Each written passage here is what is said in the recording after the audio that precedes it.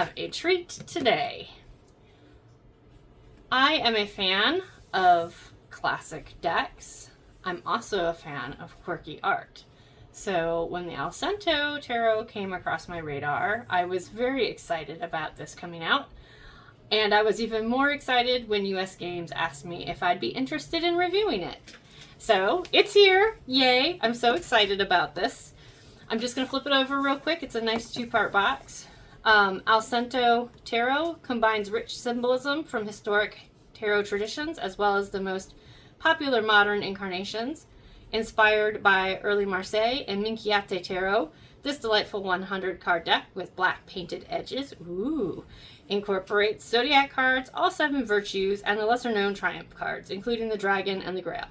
The 144-page illustrated guidebook explores numerological and Kabbalistic insights, casting light on hidden and forgotten knowledge while presenting an engaging new approach to the tarot. I did kind of peek already because I took all the plastic off, so we could save time with that. It is a very nice two-part box. We have a lovely guidebook that looks like it's going to be full of a lot of information. And then we have the cards. I will say this is the one thing that bothered me from the preview. Although this is a really nicely done tray for a two-part container where it actually feels like they're going to stay in there and not slide out. But I really don't like it when decks come in two-part containers. It makes it kind of difficult to separate them and put them back in again. But this one is one of the nicer trays, I think, that I've seen in two-part container boxes. And it does come out, so I can always put them in a bag and then slide them back in here if I want to. I've done that before with other decks. So here we have the cards. And as we can see, black painted edges. I like that they are not the metallic foiled edges because there's not any lip. This is just painted on. I'm not sure if that's some scuffing. Yeah, that's just scuffing from the paper. Anyways, so there's the cards. And there's our guidebook. They do come with the minors first, and then it looks like the majors are down at the bottom. So that's not altogether surprising for this style deck. So let's see what we've got here. I'm just going to kind of hush now and be quiet and just flip through them one by one, and then we'll talk about it when we're done. You can see that they're numerological. So we're doing all the aces, all the twos.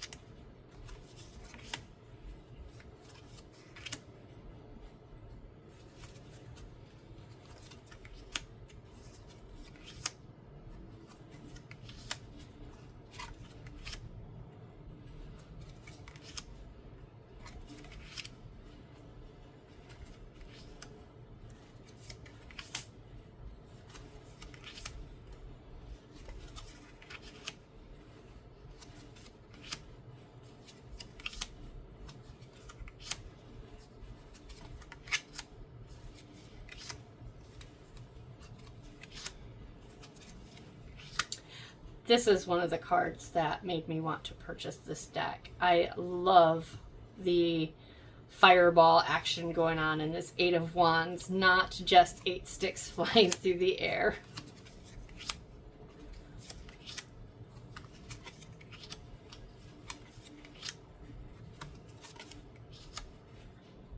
Now that we're at the 10s, let's talk about this. I love that in these minor cards, we are seeing the number at the top, the title down here. We're seeing the elemental association, and we're seeing the playing card association. And we're seeing that also carry over into the imagery. Here you can see the spades that are part of the swords. Spades equals swords. And you can also see the air element on her sleeve, or his sleeve. Here you can see the hearts in the cups. You also can see it's down here. You can see the water element. Here's the water element glyph as well. Again, clubs for the wands. And here we have diamonds for our discs. And we can see also here's our earth glyph in her purse. So we see those in all of these cards. So theoretically, even if you decided to mod this deck, which I'm not going to, but if you wanted to, you could remove these titles and still have all of those elements be in the cards.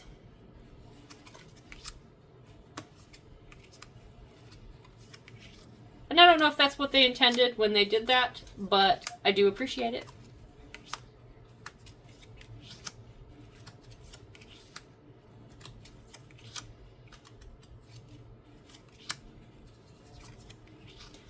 And now we are to the majors. I'm going to straighten this out a little bit.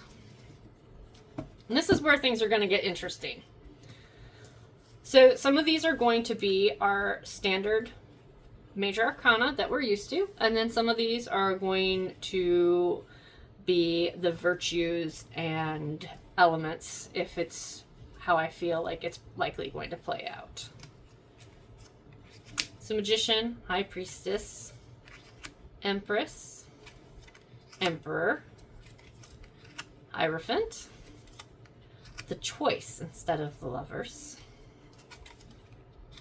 Chariot, Justice, Time instead of the Hermit, Wheel, Fortitude, Hanged Man, Death, I love her, Temperance, the Devil, the Thunderbolt, the Star, the Moon, Hecate, the Sun, Fame, the World Soul, the Vision, the Falconer, Prudence, one of our virtues, the Grail, the Dragon, Hope, Faith, Charity. Here's our Fool.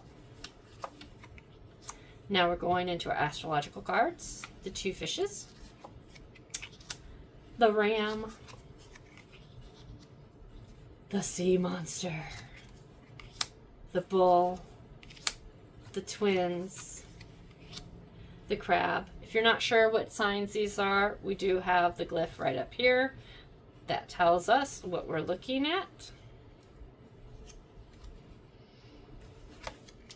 The Lion, the Maiden, the Scales, the Scorpion, the Serpent Bearer, the Centaur, the Sea Goat, the Water Bearer.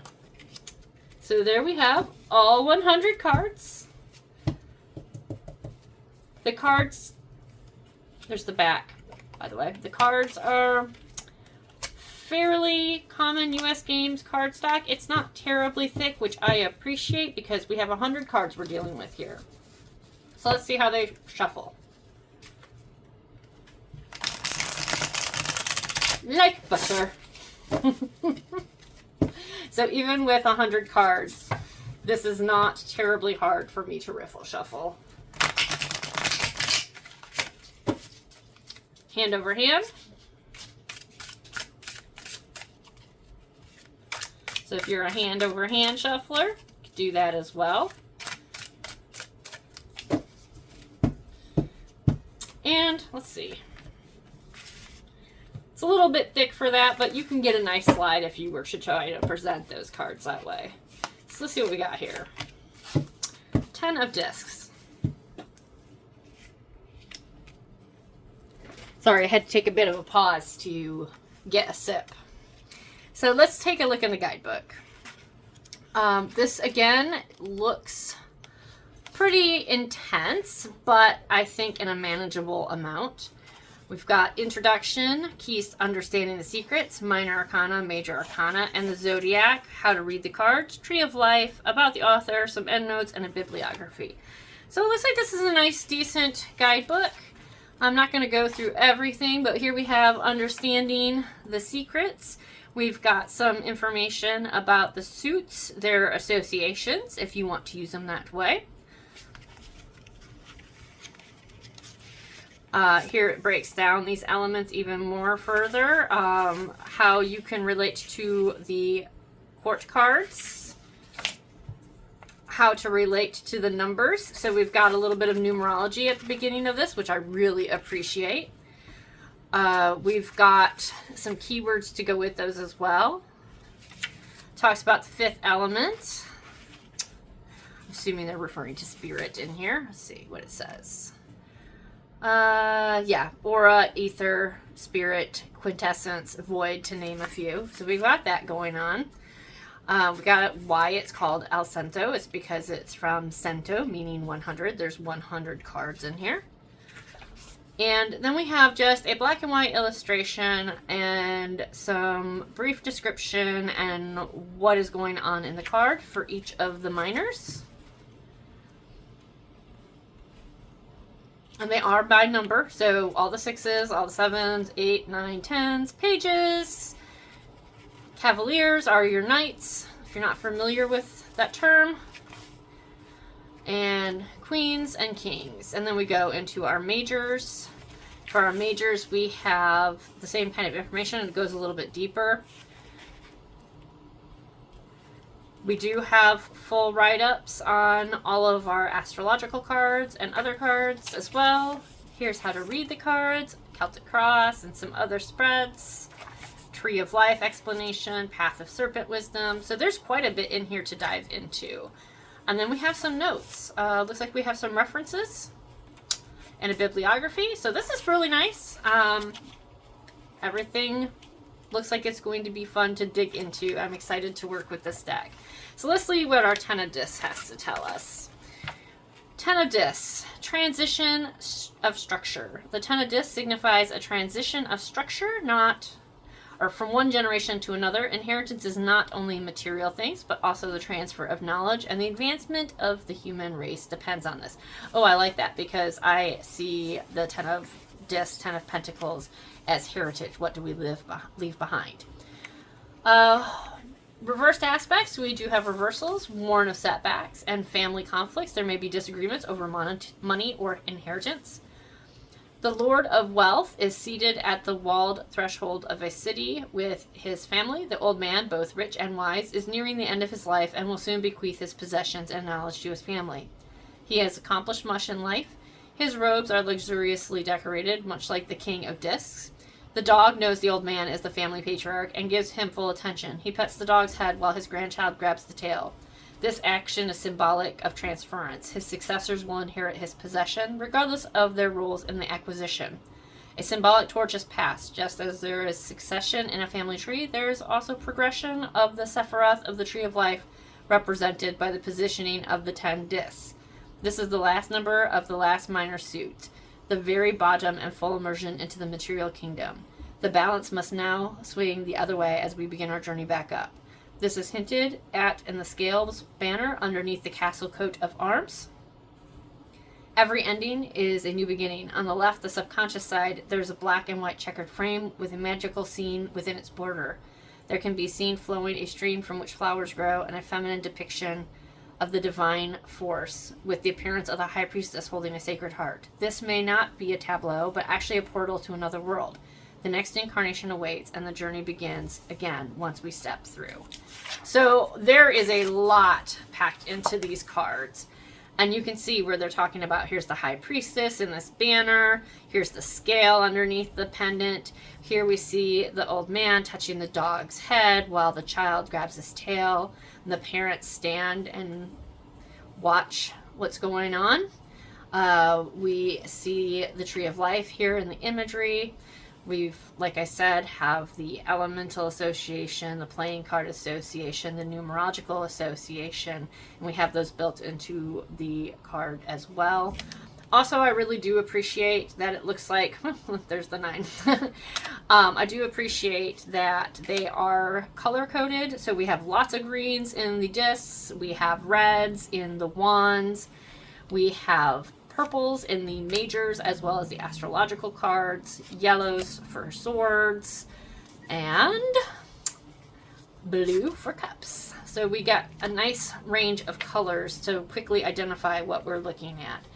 And because of the format of this kind of deck, I am planning on leaving all of the astrological and virtue cards in this deck. I'm not going to treat them as expansions or separate to pull. However, if you felt called to, it would be very easy to remove them. Now, do keep in mind that because this is based off of the Minchiate, you're going to have a renumbering in these majors. So you're going to have it not end immediately. If I remember correctly, I have to flip back through this real quick.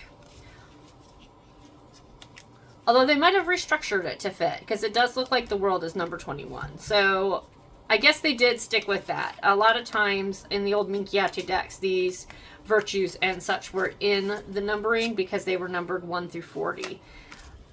But it looks like they went ahead and moved them to the back. So you could indeed remove these majors and the astrological cards out and just use it as a straight RWS deck if you chose to. But I think for the sake of working with the system the way it came, I'm going to keep them in there. So there you go. There's the first look at the Allcento. If you have any questions, pop them down in the comments below and I'll do my best to get back to you and answer them. I absolutely love this deck. I'm really looking forward to working with it. I might do a separate video a little bit later on about pairings because I'm already thinking about what I might have in my collection to pair with this.